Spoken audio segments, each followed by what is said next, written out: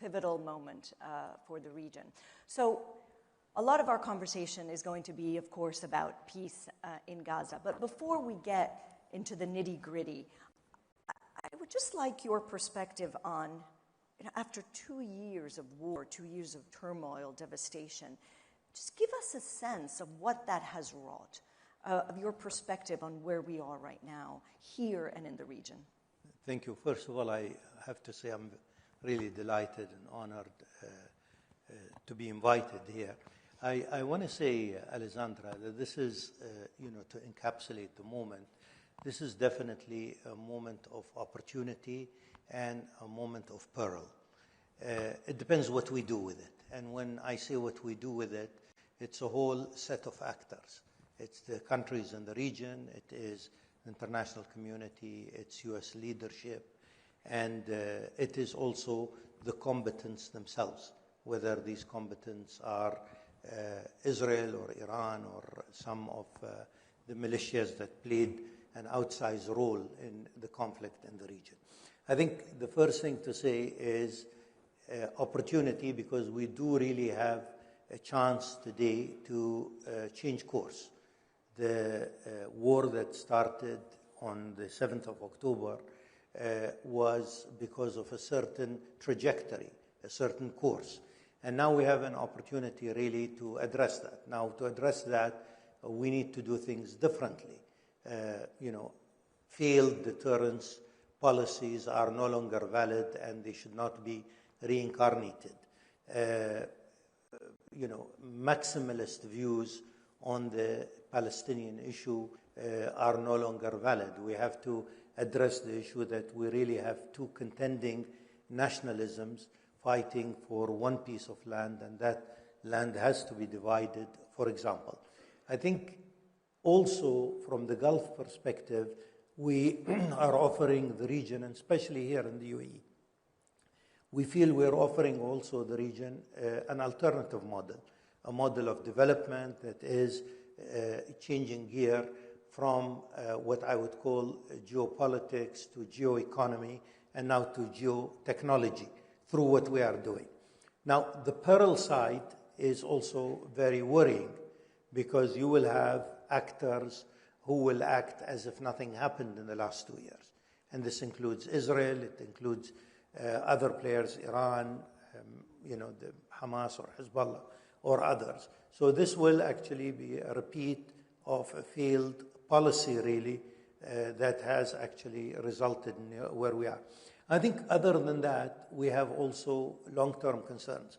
Now, you mentioned Iraq in your opening remarks, and if you think about it, the collapse of the Saddam regime in Iraq brought about major changes that took a few years to percolate.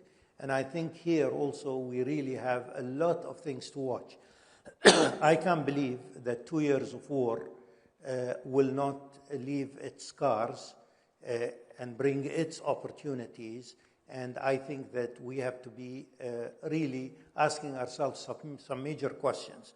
Some of these questions are we going to continue with this sort of maximalist views on how to address the Palestinian issue, for example, by the Israeli right, which has to understand that this is not going to go away.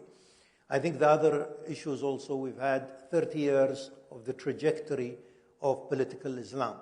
And political Islam was the main combatant here in the 2 years of war. Is this really an early indicator that the trajectory of political Islam is actually coming at an apex and will actually slide down? There are many issues, many questions. From the Gulf perspective, the Gulf has played a very positive and outsized role also in what's going on. So how is that also going to shape up as a result of this geostrategic earthquake that we see?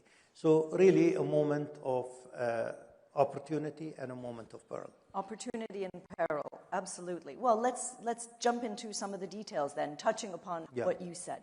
So, as you mentioned, I mean, the UAE has been absolutely pivotal in the peace negotiations in the Gaza war. In Sharm el-Sheikh, for example, the U.S. President Donald Trump pinpointed your country as being key for the peace plan's success and the future of Gaza. What are you doing to ensure that the ceasefire holds and that the plan is implemented? Okay. Well, there are things that we do collectively. I mean, at the end of the day, we are part of an overall Arab and international vision of a two-state solution. So the UAE will not veer away from this Arab and international vision that there has to be security for Israel, true, but at the same time, a viable Palestinian state. We have issues about reform, about how things should be managed, but it does not, contradict that part. I think, on the other hand, the UAE has played really an outsized role in the humanitarian side. I mean, in the last 2 years, we've spent $2.57 billion on Gaza aid. This is close to almost 46% of all aid reaching Gaza. If you really want to break it down, we've had 100,000 tons of food and medical equipment going to Gaza. Our water lines from Egypt to Rafah basically, cover 1 million people in Gaza. It's given us a lot of things to do on the humanitarian, and I think we will scale up. Now, having said that, it's not only because the UAE is generous. It's also the UAE has been able to leverage its relations with Israel in order to use that access. If we had no relationship with Israel, we wouldn't have been able to bring 3,000 Palestinians and their children and their families here, for example. And you raise an interest. This is a key part, and we're going to get into this relationship. Yeah. But so this begs the question: what did you tell Prime Minister Netanyahu in New York in private that got him to accept the peace plan? Well, Sheikh Abdullah saw Prime Minister Netanyahu at the You were in that meeting, I believe. Well, at the most difficult time. And I think this was also a very difficult position, a difficult decision to take. But I think, our position was clear. We were very adamant about any annexation. Any threatened annexation, I think the UAE was mobilized immediately with the Americans, with the Israelis, that any annexation will actually be a red line for the UAE. I mean, again, we will not discuss what it entails because I think we've averted that. But I think at the same time, it was also a push in order to reach that, the Trump agreement or the American agreement. So we're jumping a little bit ahead here because you've mentioned this red line, but would a violation of that, what is that red line for you, lead to an end of the Abrahamic Accord? Again, it's like somebody holding his cards close to his chest. I think we have a lot of options, but I think this did not happen. So I think it'll be speculation right now. You don't think it would happen? I think right now we have averted that, and I think the concentration now is to make the Gaza plan work, especially its second part now. And so what is the specific role that you have in governing and reconstructing Gaza? Well, again, we want to help in every way we can in resolving one of the thorniest, most difficult, most problematic issues in the region. So really, it depends. I mean, we've said it also, maybe not very clearly publicly, but I think the UAE role will be very flexible based on what is the horizon. If we see a clear horizon to a long-term Palestinian state, then of course our role will expand. And we will, put all our efforts and all our capabilities within the international community to support that. But I think if we don't see that, we will continue to help, but I see that our role will be more humanitarian and more in the negotiating side, because everybody has to see sense. It's only the extremists on both sides, whether it is the Arab side or whether it's the Israeli side, that just don't understand that you have to address contending aspirations of two nationalisms. And that means two states. So just going back to what you just said, so are the Emiratis happy to be part of, for example, an international stabilization force? Well, again, I mean, many of the items that you have seen in the plan, our Foreign Minister, Sheikh Abdullah bin Zayed, has been a key player behind the scene in these items and has been really in various negotiations and discussions and sort of, ideas going back and forth. So we want to help, but again, you need to understand we need a longer-term view that ensures that we will actually see a Palestinian state. Containment and a reversal to 6th of October will not help anybody. We really need to look at what has happened, and what has happened is an earthquake, and to take it from there. So again, I mean, the UAE will help. The UAE needs two things. It needs political clarity on where this is going, like many other countries. It's not a uniquely Emirati position.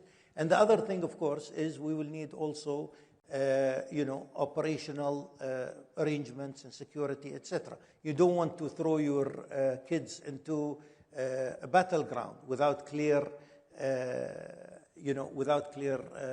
understandings. So if I understand then, for now, sending people on the ground is not an option then? Well, I think it's still under negotiation. The whole thing is under negotiation. And how much do you see the cost of reconstruction? Have you a sense of the size? I'm sure there's a lot of more economists here who will give you a bigger sense. But I think it'll be massive. And I think I was talking to a Dutch colleague a couple of years ago, and after October 7th, and she told me that the Dutch rebuilt Gaza port 3 times. So no country wants to put major investments if it does not actually, humanitarian will flow in. But other than humanitarian, people want to see a long-lasting peace that actually stays, peace with hope, and peace that will actually secure Israel, but will give also the Palestinians the national state that they deserve. So let's go back to something you said at the very beginning, which is sort of your foundation in a sense, which is the Palestinian state. But Prime Minister Netanyahu is clearly against a Palestinian state. So do you feel that there's any hope for peace with this particular government in Israel? In every country, you have a spectrum of public opinion. And I'm not going to, reveal a secret when I tell you how many Israelis and how many non-Israeli Jews were cheering us when we took a position against the threats of annexation.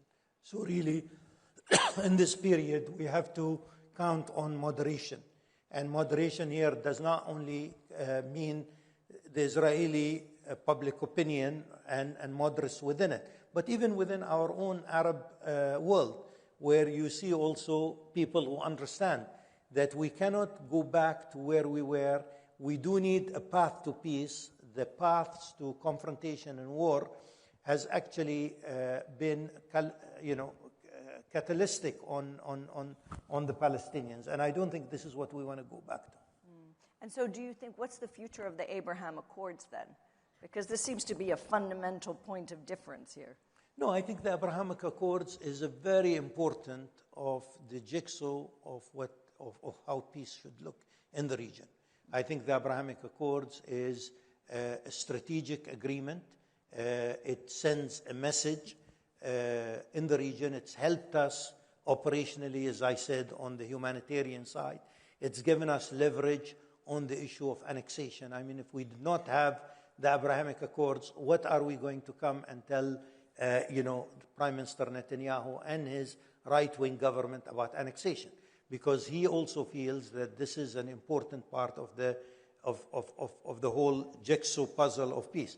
But the Abrahamic Accord on itself is one of the parts. But again, major parts have to be reached by the Israelis and Palestinians. Other parts have to be reached by Lebanon and Israel, Syria and Israel. And I think the other part, the most important part, is the self-realization that the path to confrontation has not yielded any results for the Palestinians and has not given Israel the security that it wants. I mean, what about the Palestinian Authority? Lost credibility with the U.S. Israel clearly has shunned it. What is the role for the PA going forward? Well, I think the role for the PA is still central. But I mean, for us in the UAE, we have spoken about the necessity, and I think at times we've been, a lonely voice really in emphasizing the need for the reform of the PA. And sometimes, we've been perhaps criticized for being a little bit too loud on the need for the reform of the PA. But right now, when you see what is happening in Gaza, you say for the Palestinian Authority to play the central role that it should. That reform is needed, and that reform is needed in various areas, amongst them, of course, financial transparency, greater governance, and, of course, responsibility at different levels of functioning. It doesn't look like it's just a central group that runs the whole thing. So I think this is a central thing. I think the Palestinian Authority realizes more and more that this is an important part. It has said publicly that it is willing to reform itself, but I think we need to see action also. So you are in a unique position, obviously, with the ear, speaking to the Israeli government, clearly with the ear of Washington. But does the U.S. remain a reliable defense partner these days? Well, I think the question is yes, and things are changing, if I may say so. So yes and no, or yes, and things are changing. Okay. I really don't know the word no. I've never used it, yani. But I think, number one, I think American leadership has been critical in basically affecting the ceasefire in Gaza.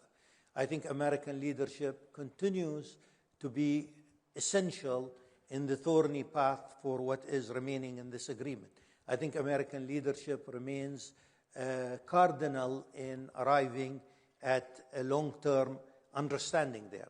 Now, where is the changing part? I think if you look at the Israeli strike on Qatar, for example, the Israeli strike on Qatar, from a UAE perspective, was not a strike on Qatar.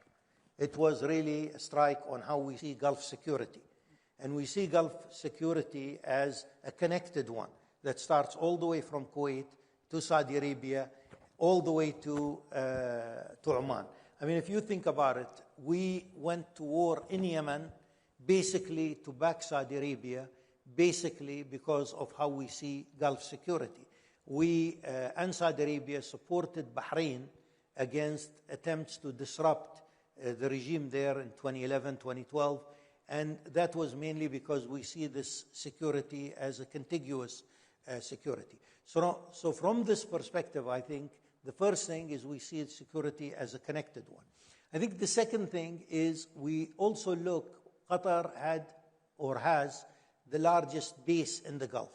But I think what it tells us that many concepts about Gulf security that were embedded and were considered givens in the 1990s are today changing. The type of conflict that we are seeing, militias that have the capability to infiltrate countries with drones and with cheap missiles, etc., it means that the American part of security remains an essential part.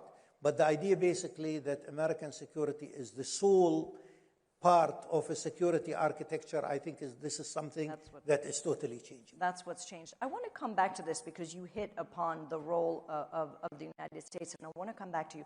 But I would like to shift away to another conflict, since you mentioned a couple of other conflicts, and that is the conflict in Sudan. And, since April 2023, the UN, media reports, American lawmakers have detailed the UAE military contributions to the Rapid Support Forces, which of course is one of the main parties in the conflict, and which has been implicated in genocide. The UAE has been accused of using humanitarian work as a cover to move drones and weapons from Chad, for example, to the RSF. How does the UAE assess these atrocities by the RSF? Do you think they amount to genocide? Well, I think, Alessandra, we have two components here. I think if you want to play a constructive role in the region, you have to take the flak. You have to take the heat. I mean, the sort of accusations that we have, that are thrown at us, we've seen these accusations in Yemen. We've seen these accusations in supporting also the Palestinian population in Gaza, about our humanitarian role being a cover for other purposes. This is not new to us. So you have to take a decision.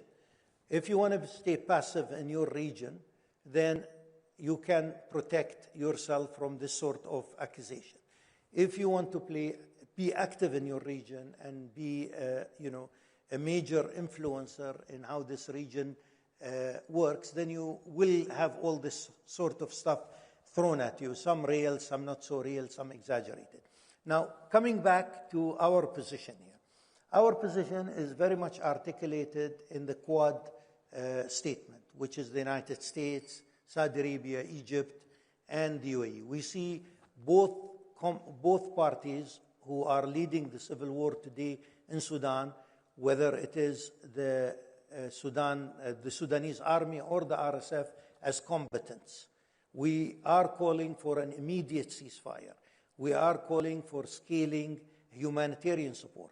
And most importantly, we don't see the future of Sudan in a military junta. We see the future in Sudan in a civilian transition. I mean, we were, to a certain extent, an odd voice in what we are saying. I mean, we had the support of the EU and we had the support of the African Union in the overall picture.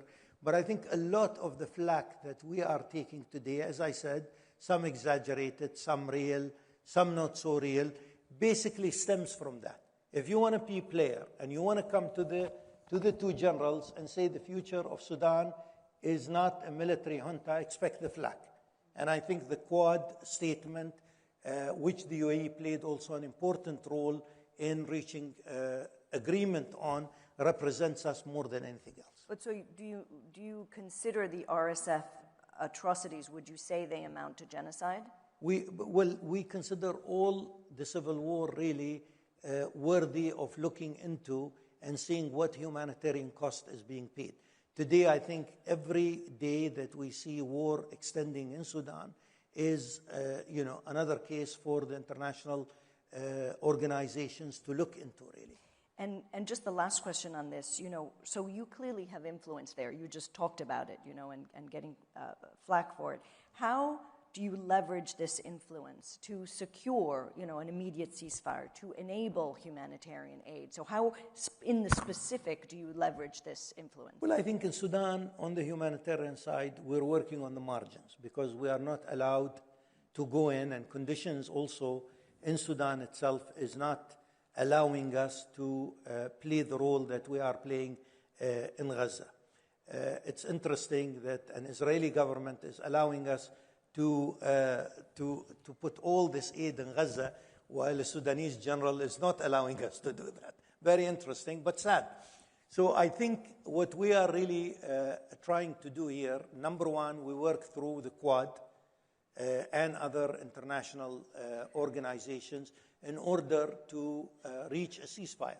I mean, at this point in Sudan, even without too much clarity on how the political scene will develop, we need a ceasefire. We need for people all over Sudan, in Khartoum and in Niala, to feel safe. So I think this is the essential part. I think once we are allowed to work in, I can assure you the UAE will scale up fully there. Again, you have to see also, we've been engaged in Sudan for a long time, helping in economic development, helping get Sudan during the civilian period get out of the American sanctions, etc. So this is a long-term engagement with Sudan. Let's go back then to something you said before, and that is really, I think, one of the themes of this conference, which is U.S.-China, right? Yeah. I mean, the U.S. is worried about your opening up to China. It has a fear that it could diminish your alliance with Washington. How do you balance this, right? How do you balance this bilateral relationship, especially in the context of what you said, which is that this hegemony, if you will, is changing, this reliability is changing. How do you reassure Washington? I didn't use the word hegemony. No, I used it. You did, yeah. Okay, let's just say that, okay. I think number one, we don't really hear too much about U.S. concerns for our relationship with China. I think it is more a thing of the past.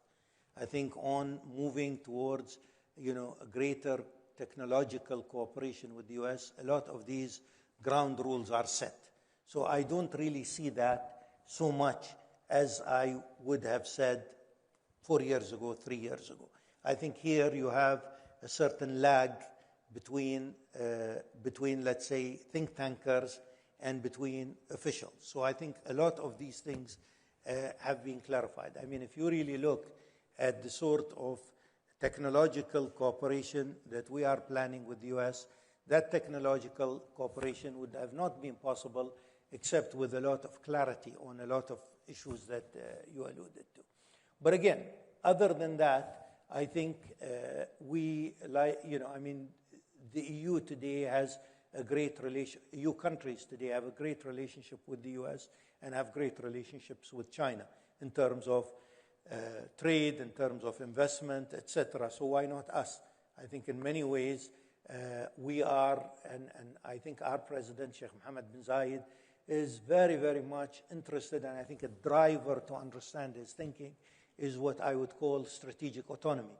He understands how critical and what an anchor the U.S. relationship is to us. But at the same time, he also understands that any successful country, emerging country like the UAE, has to have an Asia strategy, has to have a China strategy, and has to also rejuvenate relations with Europe.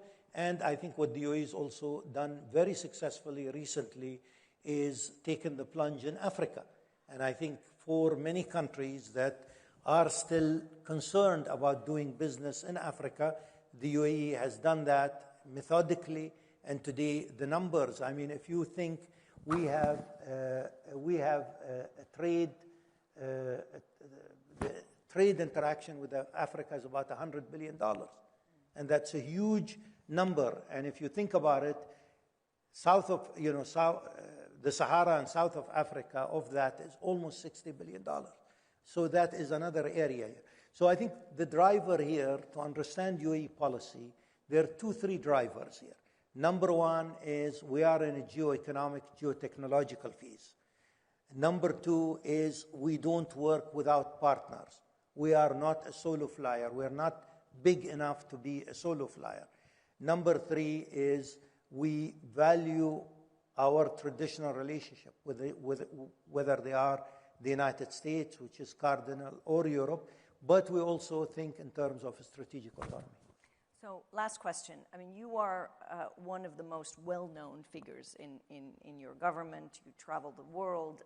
Many people know you. Is it easier to conduct diplomacy in Washington or in Beijing?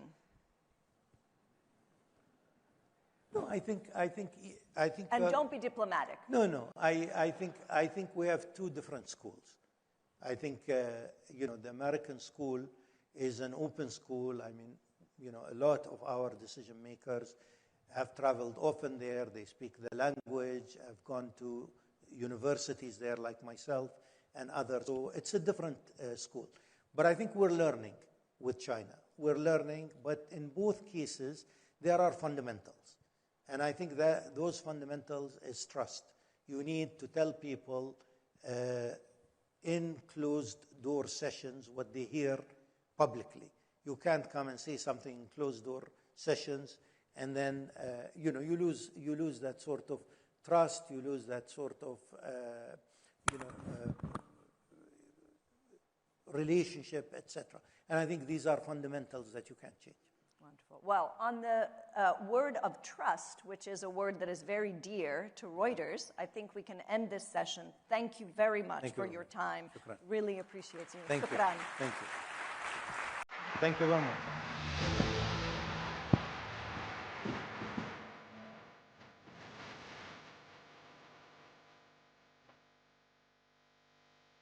Thank you, Your Excellency. Thank you, Alessandra. An apt and important conversation to start this day of discussion. And themes, by the way, we will come back to throughout the day. His Excellency talked at the end there about Africa. We will, of course, hear from Nigeria's foreign minister a little later this morning. We turn our attention now to how countries here in the GCC are leveraging their economic heft and their strategic geography to assert a growing influence on the world stage. His Excellency Ahmed Jassim Al-Zabi is chair of the Abu Dhabi Department of Economic Development. He will be in conversation with Paul Bascobert, president at Reuters. If you could both come up, please.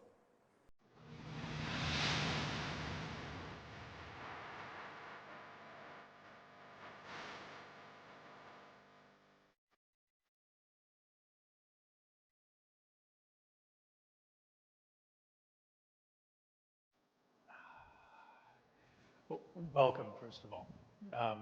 In addition to being the chairman of the Abu Dhabi Department of Economic Development, you are also the chairman of the Abu Dhabi Global Markets. You are the chairman of the Abu Dhabi Chamber of Commerce. You chair the Abu Dhabi Investment Office. You oversee the Customs and Conformity Council. You're a very busy man. Thank you for being here. Thank you for giving us your time. Thank you. Thank you, Paul, and thank you for having me here. Just want to say I'm not as exciting as Dr. Anwar was, so and not as articulate probably as he is, but I'll try my best. No, thank you. Thank you. I'd like to begin with the conversation that Alessandra introduced at the beginning of the day, which is we find ourselves in a world that is reconsidering long-held alliances and partnerships around the world. We find ourselves in a time when some of the best and brightest talent is reconsidering where to build their next startup, where to start their next research center. And against this storm, we find UAE, Abu Dhabi is an oasis of stability, of investment. You have built some of the most comprehensive economic partnerships in the region. You have incubators, you have listed companies. It would seem that you're very fortunate to be in this point in time, but it's not an accident. It's the results of many years of planning. So maybe we could start by going back to the early 1970s and the long-term vision that was put in place at the time. And has it played out as you expected? What's been easier? What's been more difficult? Yeah, I think a lot of people, when they see the UAE or Abu Dhabi in specific, they assume that probably it came recently, but it started with a vision by the founding father, the Sheikh Zayed, and in the 60s he had a vision of creating a country that was called the United Arab Emirates. There were 7 different emirates working in solo, and accordingly in the early 1970s or 1971, December 2nd, this is when he inaugurated the UAE with the other founding fathers. It took this one man to actually ensure that he brings 7 emirates together for one vision. At that point, where the UAE was and where the human capital in Abu Dhabi was very different. It was a dry sponge that wanted to actually suck any kind of knowledge and education to be where they want to be today. So they had a vision, they had a view of creating a country that is resilient, a country that is tolerant, a country that has a vision, that has ambitions, and a country that can be an economic hub and a financial hub globally. That vision was very successful, and years later, in around the mid-2000s, another vision came to fruition, which is basically how do we get out of that conundrum of being in an oil-based country to a more diversified country, and in the mid of the 2000s, that's when a new vision by His Highness Sheikh Mohammed bin Zayed Al Nahyan, the President of the UAE, we went about diversifying the economy. We need to remember that till the late 90s, the UAE and Abu Dhabi in specific was 20% non-oil and 80% oil. As we speak today, the last quarter, we have 57% of our GDP being non-oil and 43% being oil. And that's really turning the economic pyramid on its head. We're probably, hopefully in the future, we're heading to a more 80% non-oil, 20% oil, and that's for the future. So that's in the 2000s. The third pivotal historical economical inflection point for the UAE and Abu Dhabi was actually COVID. During COVID is where everyone around the world got exposed in terms of where they are. No indices, no specific ratings. It was all out in the open.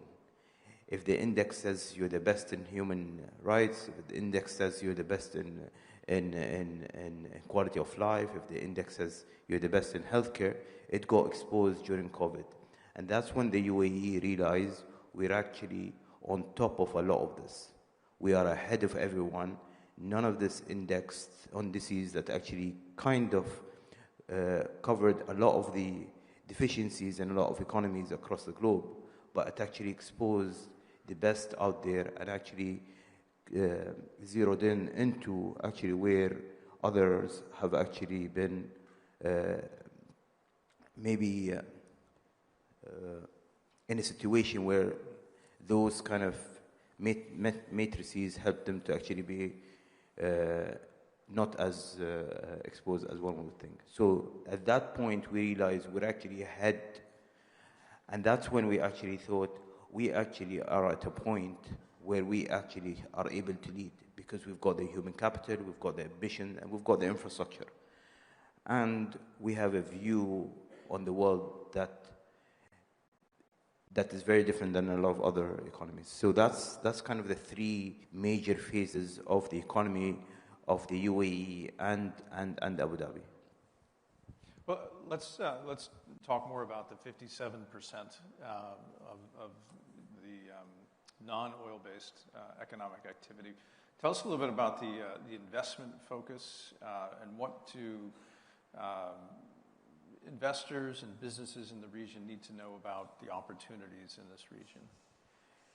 The most important thing to know is that the UAE and Abu Dhabi is a place where we want to do business. However, the cornerstones of us doing business is always built on a very, very specific DNA within Abu Dhabi, which is partnerships. We believe in partnerships. If you look at the two major historical pillars, economic pillars of Abu Dhabi, when I talk about the juggernaut in ADNOC and the behemoth in ADIA, you really talk about two entities that were built on partnerships. So that's number one. And then we've added to that Mubadala, ADQ, and others, and of course the private sector players that we have currently. So all of that is based on partnerships. So one, if someone comes here, expect that we're going to be very open to actually partnering and doing business.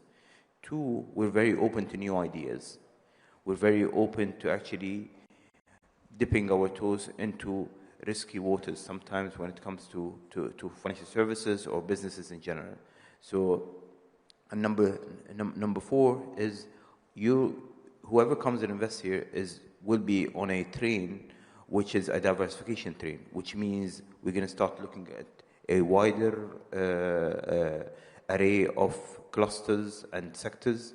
We'll be going into more complex sectors within the economic complexity spectrum, and this is very important. Another thing is for investors to know, the regulatory frameworks and the regulatory environment in the UAE and Abu Dhabi is very different than a lot of countries. It's way faster, way more flexible, and way more willing to listen to others when it comes to consultation of ideas. And that's very important for us to actually continue growing, and we're going to continue that trajectory, I have no doubt. Well, on the clusters that you mentioned, there's three that I think you've decided to focus on. Autonomous vehicles, and I should mention that I took an autonomous vehicle from the airport on my way here, so which it worked wonderfully. I'm here. Agricultural tech, health and longevity are three areas that you've decided to focus on. And tell us more about why those three and what people should look for. Well, we've announced 3, but in reality we have 13. So we've got the autonomous vehicles, we've got the agricultural and health also clusters, and there's more. There's financial services, which we're going to continue to focus on. Chemicals, minerals, we're going to continue doing. Obviously, AI and digital infrastructure is going to continue being there. Manufacturing, advanced manufacturing, we're going to continue doing that. And obviously, the oil sector with its downstream will always be a pivotal sector within the economy. Hence, if you realize, we went through an exercise of saying, out of all the sectors that we have, where do we believe, which was around, we pinpointed around the population of 180 sectors, let's say, around the world. So out of the 180 sectors, where do we actually believe we have the right to play? This was the first question. And out of those, we went down to around 100. And then we said, out of the 100, where do we believe we have the right to win? And out of the 100, we went down to 13. And those 13 sectors or clusters are the clusters that we're going to continue focusing on. But they're also way more complex clusters and sectors than what we used to do. It's not an input-output. It's more of an input, and there's a lot of processing within that, and then there's an output. So if you look at autonomous vehicles, it's not only about the vehicle itself. It's about the technology that comes into it, the AI that comes to it, the recognition, the face recognitions, the object recognitions, the different technologies that comes, the programming that comes into it, the kind of talent that actually is going to pull just by that sector. If you look at the food sector, again, the same thing. It goes into supply chains and specifically looking at specific, for example, protein alternatives, alternative proteins, protein fermentation, for example, and looking at those things and what's the trajectory of that going forward. Health, for example, there's a lot of focus on life expectancy and a lot of focus on longevity and health and etc. We believe in the UAE and Abu Dhabi in specific, we're in a very strong position now to actually compete on that level. We have more than 1 million genomic data, okay? We have, and it's a very diversified genomic database, and which means that you've got, because in the UAE, you've got around close to 200 nationalities, 180 plus. So the diversity in actually the genomic data. Another thing, the data sets that we have in terms of healthcare, and what the guys here in Abu Dhabi and the Department of Health has done is a brilliant job of actually putting that out there. And that data is not only knowledge, but there's also wealth.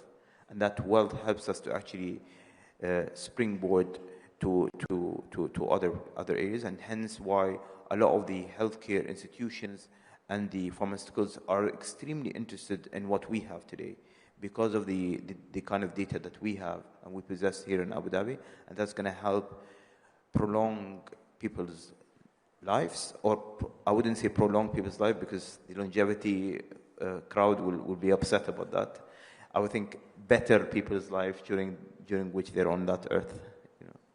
Well, part of this is attracting and developing the entrepreneurial, the entrepreneurs of the future and the talents of the future. I know you've talked quite a bit about the importance of culture as a part of this. We sit close to some of the top universities in the world and some of the top cultural centers in the world.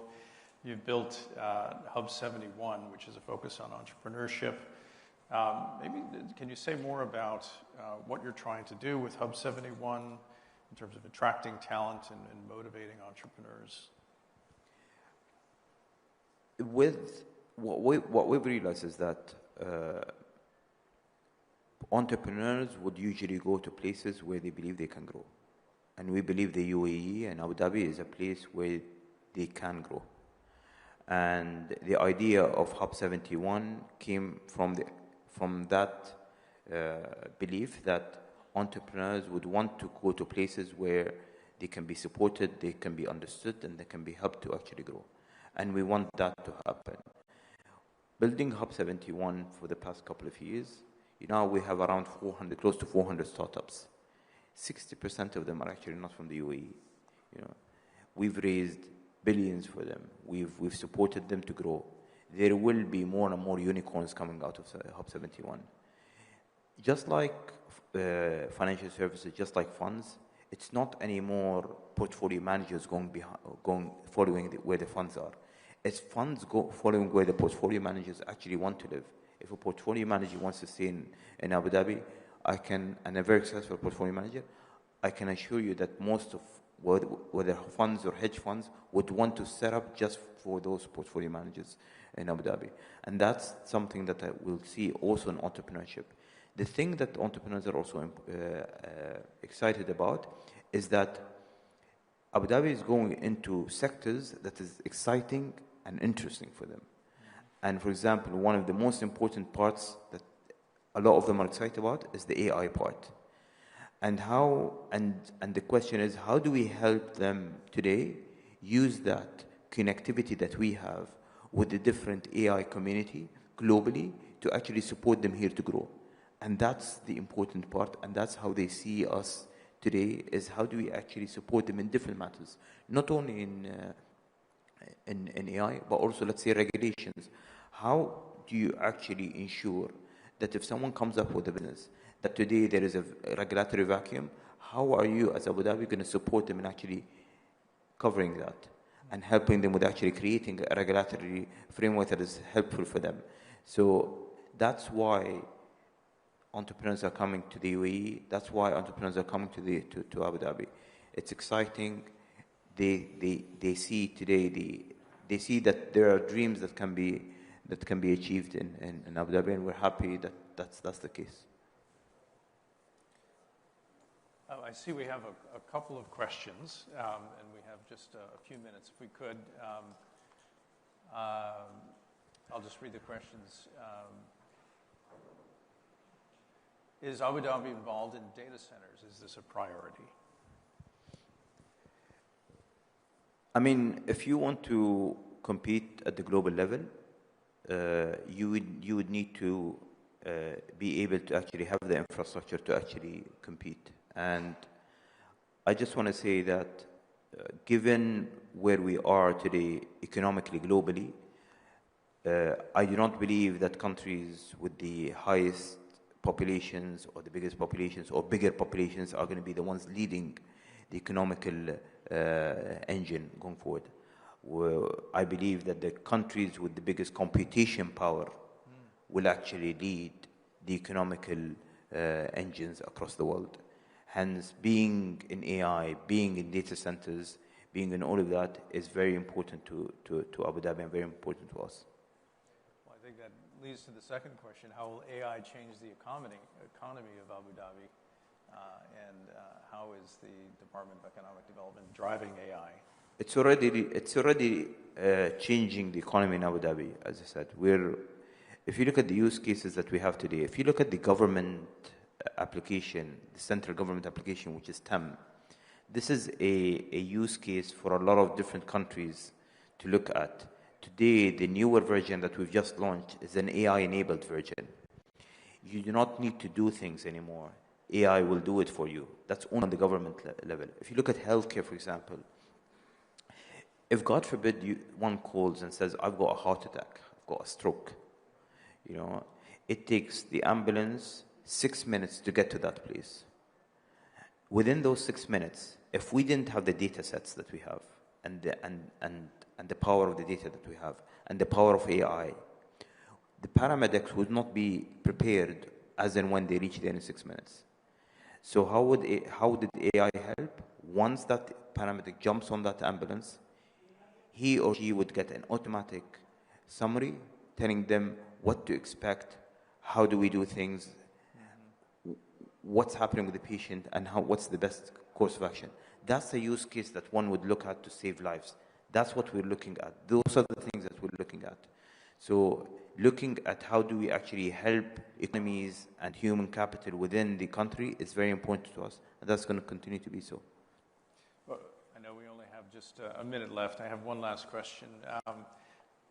Thinking forward now, 10 years into the future, it's Gulf Next 10th anniversary, and we're sitting here talking about the progress. What are your hopes, and where do you see things in 10 years?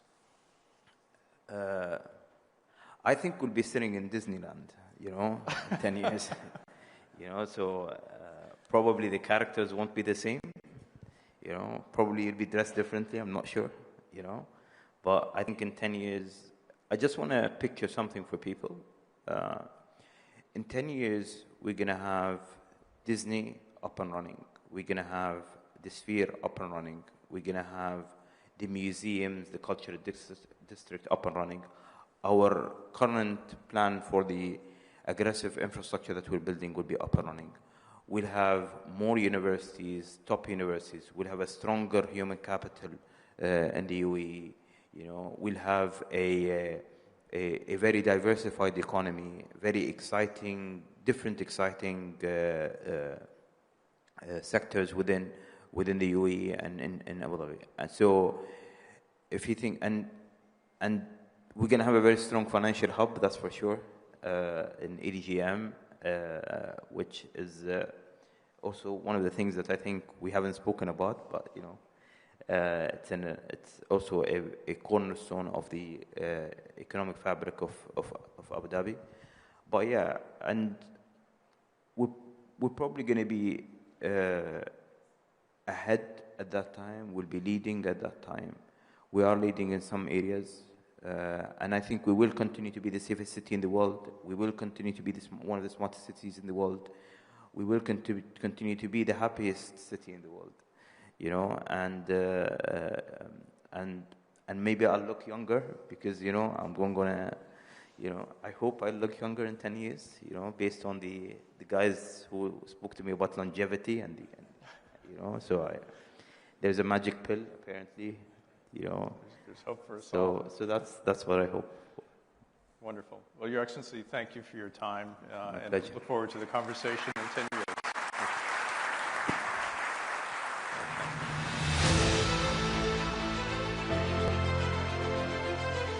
Your Excellency, thank you very much. Thank you very much to Paul as well. By the way, if you are registered for the Future of News session, which starts roundabout now, that happens on the Catalyst stage. It'll say FON at the bottom of your badges. We don't want you to leave this room, but if you are keen to go to that Future of News session, head over there now.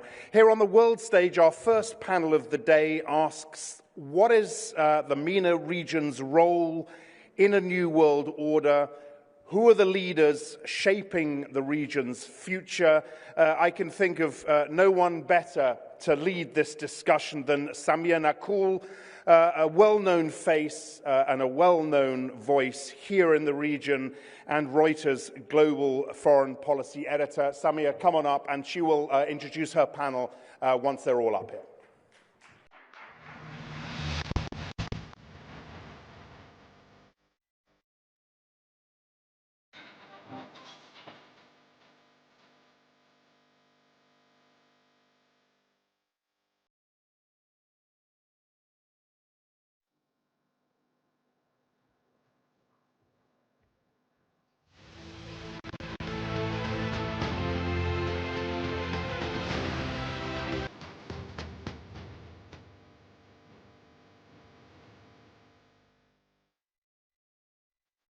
Welcome, and thank you for joining this important discussion. What's next? MENA's role in a new world order. As you know, we're living in a world now, with huge global change, from shifting power centers to the growing danger of climate change. And right in the middle of it, the Middle East stands at a real crossroad. It's no longer just looking what's happening elsewhere in the world. It's about shaping what comes next. And I'm delighted to have here three distinguished voices. From the UAE, we have Her Excellency Minister of State Lana Nusaybi, who over the past 20 years has been the rising voice of the UAE on the global stage, shaping policy with conviction, vision, and ambition. First, through her role as UN ambassador, and now into her current role and special envoy to Pakistan and Afghanistan. And lately, she's been involved in negotiation to reach a peace deal on Gaza, which luckily we had a ceasefire. Lana's leadership and her commitment to gender equality, international dialogue, and cooperation has been a model and an inspiration to women, not only in the UAE, but across the Arab world, and who really look at her in admiration for her charisma, determination, and resolve. So thank you. And from Saudi Arabia, we have Dr. Abdulaziz Al-Sakr, the founder of the Gulf Research Center, which is a think tank of global reach and influence. It focuses basically on Gulf and Arab affairs. Actually, my relationship with Dr. Abdulaziz, they started here in the UAE 25 years ago. And we were craving for independent, insightful, and sober news and analysis. And he and his center fit that gap, and he continues to do so until now. His center not only provides trusted analysis and insight and information, but also shapes policy and provides solutions for some of our pertinent problems in this region. And from the IMF, we have Dr. Jihad Azzour, a distinguished economist and public servant. He is currently the director of the IMF for the Middle East and Central Asia, a region with immense complexity, but again with immense promise. As Lebanon finance minister, he led some critical economic reforms which were badly needed for Lebanon, and we need more of that. And his name was put forward as a candidate for Lebanon's presidential election in 2022, 2025. And again, it reflects the trust in his leadership and his vision. His contribution to economic development and governance were widely recognized through the prestigious award Chevalier dans l'Ordre National de la Légion d'Honneur. Again, a testament for his commitment and for his impact in this region and beyond. So thank you again, wa ahla wa sahla. And I'm going to start with Jihad, معلش ما حفظ الألقاب, because the meeting of the IMF and the World Bank just happened, and they came out with praised resilience of global economy and regional economy, including MENA, despite all the shocks and all the uncertainty. But they warned of risks that are lingering. So can you tell us from your perspective, what key priorities came out for the MENA region from this meeting? Sanya, thank you very much. It's a great pleasure to be here, and thank you for organizing this important event. Of course, this year is a year where when you line up the events and you see the outcome, you see some dichotomy between both. We went through various shocks: geopolitical tension, geoeconomic fragmentation, trade and tariff tension, in addition to the geopolitical issues in the region, including a flare-up of conflict during the year. Despite that, when we look at the global outlook for this year, and in particular for the region, we see that the region was resilient. Growth has been upgraded compared to our projections back in April, and we are seeing growth this year. And this growth is led by many factors and many countries. Of course, a certain number of sectors have performed well, like tourism, like trade, innovation, and technology, which has led, especially in the GCC, the diversification process, but also a certain number of other factors. But this was not only an improvement in growth. A certain number of issues also, or certain number of economic indicators improved. Inflation, despite certain number of countries where inflation is still high, is improving, and access to financial markets has been restored. Yet there are risks, and I think we need to recognize the importance of those risks in order to prepare for the future. This resilience comes with still a very high level of uncertainty. And the issue with uncertainty, it could hit you with time. So far, I would say things have been limited in terms of impact because The tariff measures were limited on the region, and the trade connection with the US is relatively limited. But the level of uncertainty can come with a certain number of other developments. If inflation goes up, or if we see additional tension among the various blocs, this could have an impact on the region. The other issue is the volatility we could see in the oil price. Despite the increase in supply, despite the softening of the oil price, the increase in supply was, at the result, positive to the region in terms of the impact economically. But this could have an impact on the current account, which means on the reserves, as well as also on the fiscal situation. 3, the tension that exists with the various conflicts was relatively limited in terms of its spillover regionally, but this is an issue that we need to keep an eye on. What does it mean, and to answer your question in terms of what are the priorities? The first priority, I think, because there is a flip to this coin, which is the high level of opportunities that the region could have today, is A, to start with strengthening the resilience, which means to make sure that the fundamentals are strong. In the case of the GCC, is to keep the path of diversification and gradually building the economy from the oil cycle, keep inflation low. For other countries, is to address that issue, as well as also in certain number of cases, the size of the public sector. This is first. Stability comes first. Second, you need to transform. There are opportunities today. What we see in the world opens a new chapter in terms of multilateralism. Some would say post-multilateralism, but this is something that is important for the region, who is playing the role of a connector. New trade routes, new connection with neighboring regions is an opportunity for this part of the world. 3, the tectonic shifts, and technology is really one. AI, technology, cryptocurrencies, all these developments are going to shape up our future, the near future, and we need to be ready for that. I'm happy to see that, for example, in terms of AI readiness, 3 countries in the region are among the top performers in the world: UAE, Saudi, and Qatar. We need more.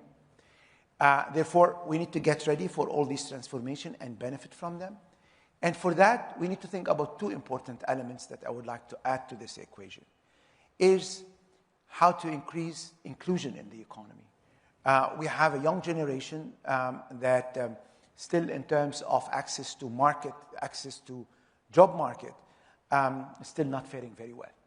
And we need to address that. Addressing that is by creating jobs, opening opportunities for startup SMEs, and this requires by increasing access to finance, improving business environment.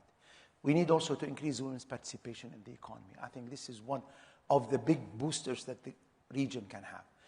We did a calculation that if you increase women's participation in the region to the average EMs, we can get $1 trillion of additional output. This is very important. And this also will help us increase productivity in the region. And 3, I think rising up from ashes is something that the region needs to focus on.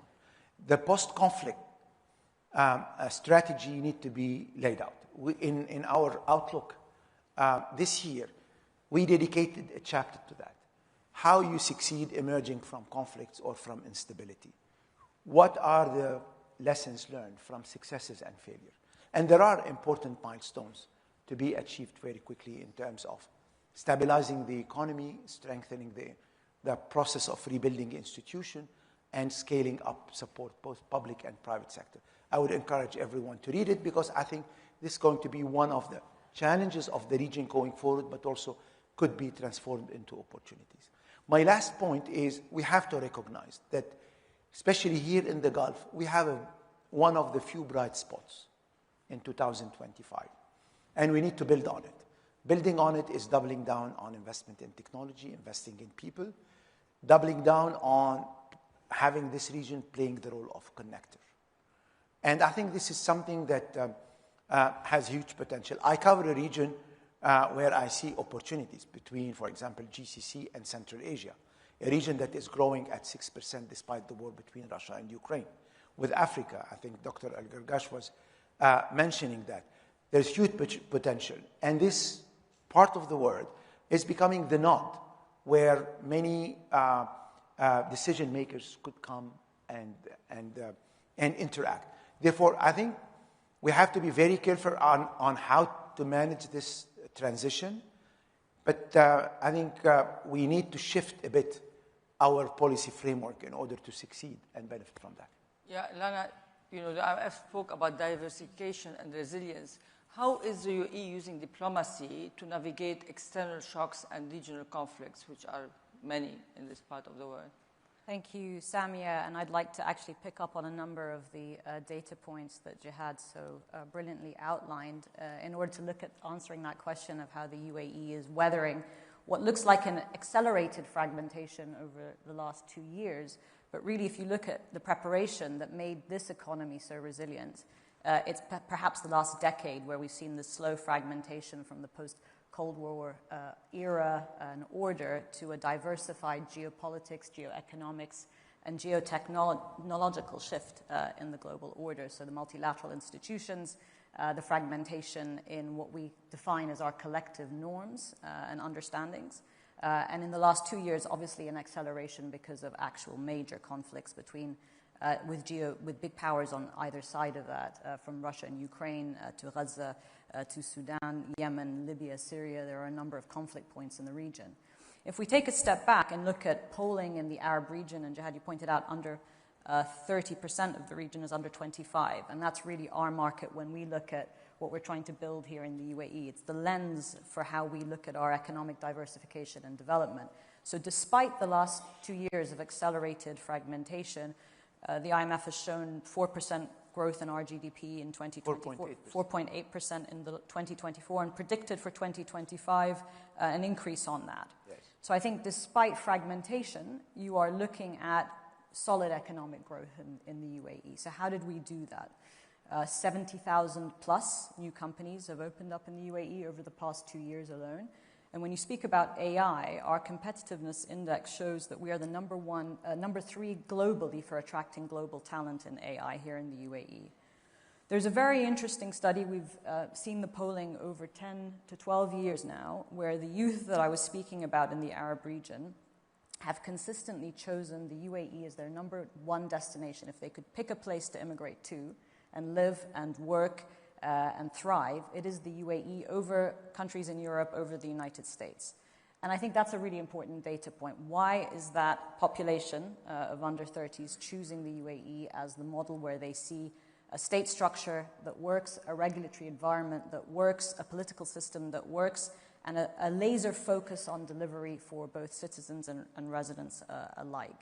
And I think that's how we have weathered the shocks and how we use diplomacy to weather the shocks. First of all, in our diplomatic efforts, we are pragmatic, we are solution-oriented. We look at being the connecting point, the connector hub to diplomatic differences. We're looking at diversified portfolios, not only of energy and economics and geopolitics, but also technology and AI. And we're looking to be a place of convening mediation efforts for these difficult conflicts, because we understand we cannot be an island, and in order for us to thrive, we need other countries around us to be stable. So we have long taken the position, and this is something that I think in our part of the world is a benefit, a net benefit of being stable political systems. We've long taken the position that just allowing conflicts to continue unresolved, not finding the solution to those conflicts, has been a strategic mistake in the international community. Let's take a look at maritime trade, which has disrupted 30% of container traffic, 10% of global energy and oil and gas both, and has caused a lot of shocks for consumers and for shipping and for international economies. If we look at that, as Dr. Anwar Gargash outlined in the first session, we were immediately with Saudi Arabia outlining that the Houthis would be a problem in Yemen in 2015 and that we needed to deal with this because maritime shipping in the Red Sea was a strategic core interest, not only of our region, but for the international community. And I think now we see 10 years later what has come to pass as a result of not resolving that conflict. If we look at Gaza, October 7th, and the resulting horrific war in Gaza, again, you see root causes of not dealing with non-state actors in our region, not dealing with political instability in those countries. And I think I'll end with that for why we took the decision to sign the Abraham Accords 5 years ago.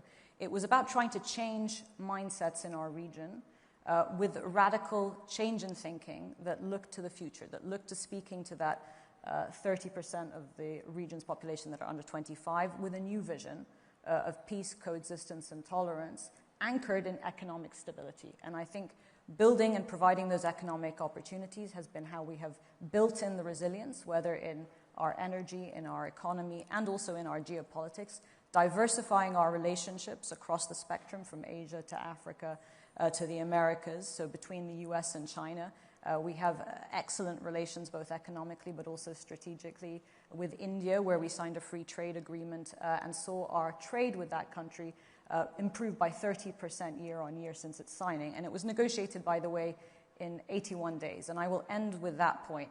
In a state of the world where fragmentation is the norm, where you're seeing an erosion of one multilateral system that governs the international space, diplomatic agility and entrepreneurship is key in that space. And I think that's, I'm proud to have represented the foreign ministry for over 2 decades in this space, because I think where creative entrepreneurship in diplomacy is needed, the UAE has shown that, whether it's mediating over 5,000 prisoner exchanges between Russia and Ukraine, whether it's being, as Dr. Gargash has outlined, a key partner with the Arab region, but also with the United States and with Israel, using the Abraham Accords to help achieve this ceasefire in Gaza that was so desperately needed.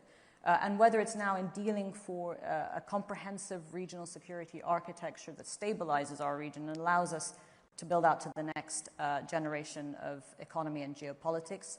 That's the space we see ourselves contributing to as one of many players. Thanks. Dr. Abdulaziz, talking about diversification, Saudi Arabia, from BRICS to IMEC to widening its mediation role in the Middle East, and at the same time juggling relations with the US and China. Is this a rewriting of power politics, or is it a balancing act as a strategy for survival? Well, Sami, it's nice to be invited to Reuters conference. I'm so happy to be in Abu Dhabi, as always. Let me start by saying, yes, Saudi Arabia, one of its pillars in the new policies is diversification in the partnership. They have been invited to the BRICS, but they have not yet accepted to join the BRICS. And I think the reason for that is two. One, they do have an excellent relation to most of the BRICS members. At the same time, they wanted to see the real formalization of the BRICS and how they're going to function as an institutional and what sort of added value that will bring to them.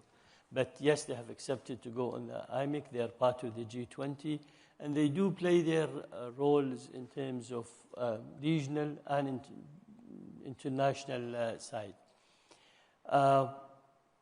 Yes, the relation with the US is since 1930s, when the oil was explored and founded in Saudi Arabia.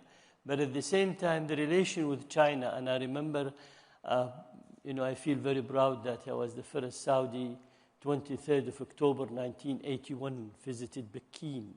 And at that time, there was no direct flight to Peking, so I had to fly to Tokyo. And from Tokyo, I take the BIA, the Pakistan Airways, to Peking. So it was an interesting time, seeing. But the relation have developed after the 91. Today, we are almost $110 billion trade relation between Saudi Arabia and China, primarily because 22% of our oil export goes to China, so China is the largest buyer, and they're the biggest trading partner after, with Saudi Arabia and the rest of the Gulf countries. I think next to it, the EU comes into that. But the EU, the energy does not represent a very small percentage of the trade relations. So if you take out the energy from the Chinese, but still, our relation to China is a buyer and seller. China is not a key player when it comes to the regional security issue here. U.S. remain the most important player when it comes to that. The Gulf region have built up the regional security based on two things: building their own capacity, enhancing their forces, centralization of command, and decentralization of forces. So we have, through the GCC, we have a centralization of command, but decentralization of the forces. But yet, the U.S. remain, and the second pillar of that, of course, the strong relation that we have with the U.S. and some of the West countries like Britain, France, Italy, and their also support, presence in the region. But the U.S. remain to be the most important one when it comes to the security region. I think Saudi have adopted the sort of balanced, neutral relation, independency, but at the same time, and I think as Her Excellency Lana said, when it comes to Russia-Ukraine crisis, the Gulf countries have contributed. I mean, UAE alone contributed to the release of more than 4,600 prisoners. Qatar have contributed to also to the children issues there.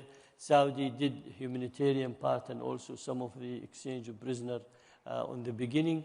But again, we wanted to maintain the balanced relation. We don't want to cut our relation with Russia, yet we have never accepted any aggression and we have always condemned the aggression against the Ukraine. And we supported humanitarian as much as we can and dealt as an honest, broker with both. So I think it's not a shifting, but at the same time, we hope the U.S. Will understand, the value of the importance of the relation that we have with them, and they need to ensure the region of their commitment to the security of the region since they have started in the 40s early. Thank you. Lana, I'm going to ask you, the UAE has also positioned itself as a bridge between, East and West. How sustainable is this role given the global polarization now? And sorry, we're conscious of time because I want to leave questions. There is so many questions from the audience. As quickly as possible then, to fully support what Dr. Sagar said, I think all the Gulf countries have played an important bridge-building role in a difficult geo-fractured environment, and he's demonstrated that. I think also, if you look in terms of impact on the UAE, we still remain a very important connector point between East and West. Something like a plane is landing and taking off every 40 seconds in the UAE. Our ports are one of the top 10 trading ports globally. 150 million passengers still coming to the UAE, and that number, the population continues to grow because we remain a vital connecting hub. In the space of AI, $1.4 trillion framework of investment with the United States to develop AI data hubs outside of the US here using US technology. And if you look at our connectivity in terms of trade and economic routes, that is soon going to be a very important connector hub also in the field of AI and AI data expansion across different continents from Africa to Asia. So I think our historic role as a trading community is also going to be next generation, historic connecting bridge role in terms of AI, and that's very much how we're focusing in terms of our investments in Europe as well with France and Italy and others. So we are a connecting point. That is part and parcel of how we remain a vital economy. And in the field of diplomacy, as I said in my opening remarks, I think it's important that we have peace and security and stability for that to happen. So we're very much focused on solving long-term conflicts, and that's where all our diplomacy is now currently. I'm going to start with the audience question. Thank you, Lana. Prudence.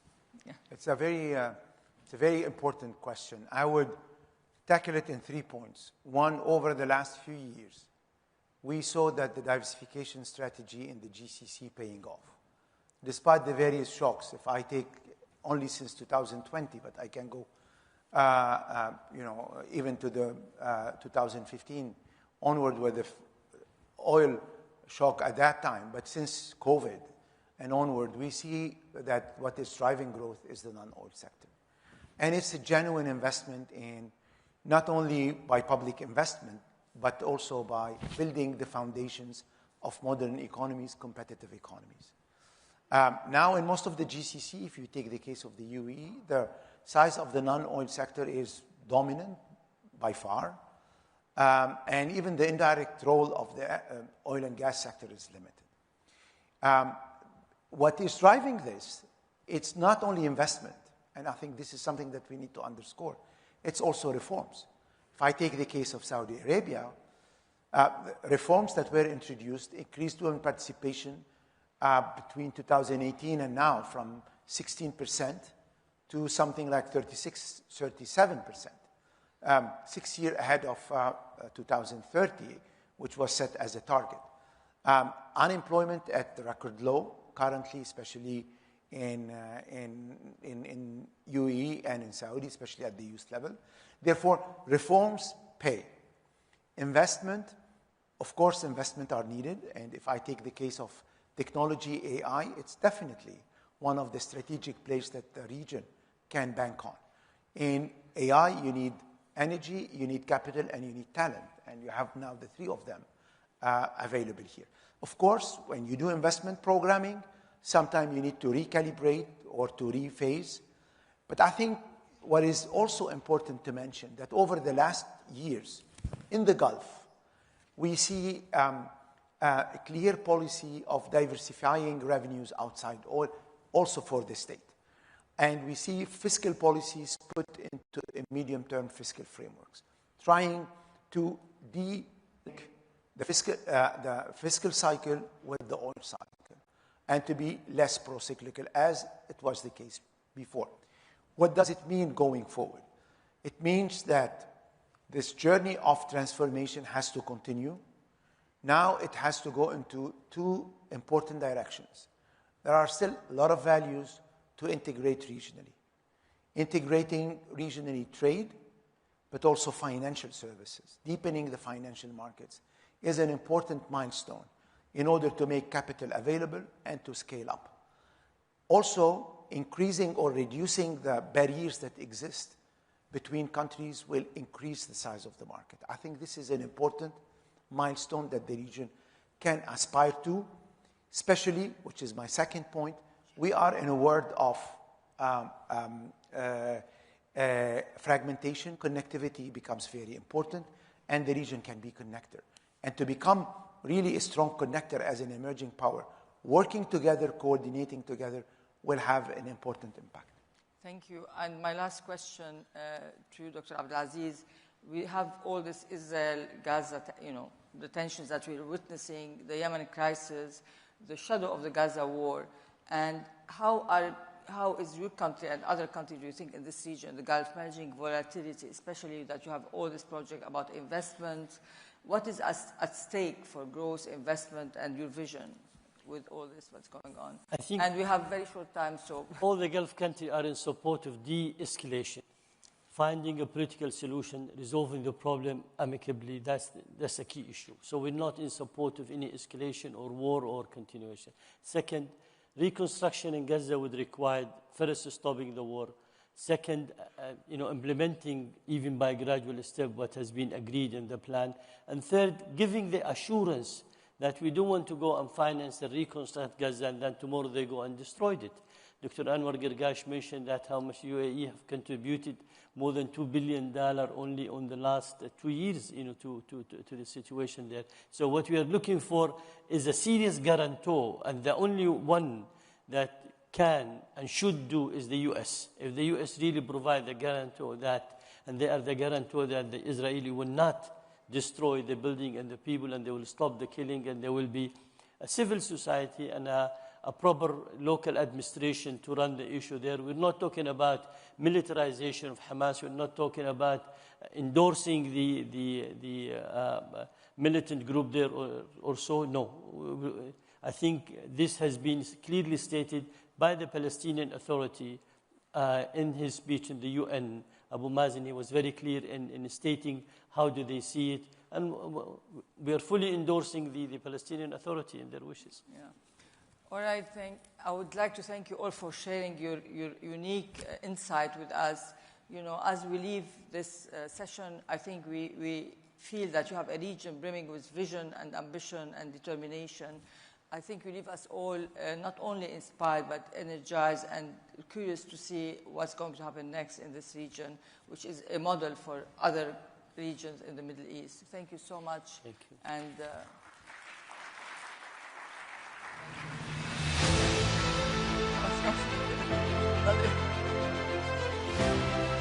Thank you very much indeed, Samia, and the panel. And you'll see Samia back here, by the way, after lunch for the Reuters editorial panel. That is not one to miss. Let's take a break. Refreshments are going to be served just outside. This is going to be a 20-minute break, so please, we'll make a call, but we do want to be back here in about 20 minutes. Nigeria's Minister